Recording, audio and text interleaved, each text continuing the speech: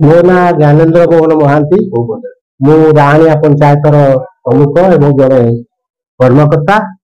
आज आमर Bharatiya Janata party office Mahanga विधानसभा office निश्चंत कोइली रे सुमंत बाबूंकर निर्देश क्रमे आमे महांगा विधानसभा बहु पंचायतर बहु कर्मी एवं प्रमुख माने प्रधानमंत्री नरेंद्र मोदी मन की बात 119तम मन की बात कार्यक्रम रे जोग देइथिलु।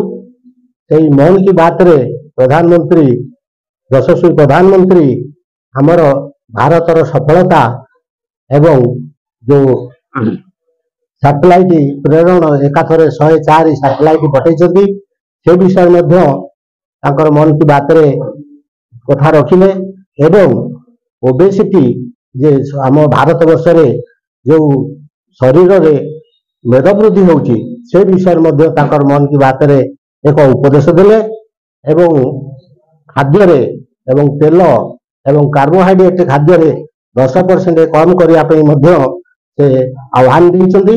हमें आमर विधानसभा महांगा विधानसभा रे जते भाई भौणी सब कर्मकर्ता आछन समस्त को ए विषय रे सचेतन करिवु। ता छड़ा जो मानकर ओबेसिटी अधिक रही आमे अपील करिवु से माने तेल एवं कार्बोहाइड्रेट को एटलिस्ट 10% कम करूँ।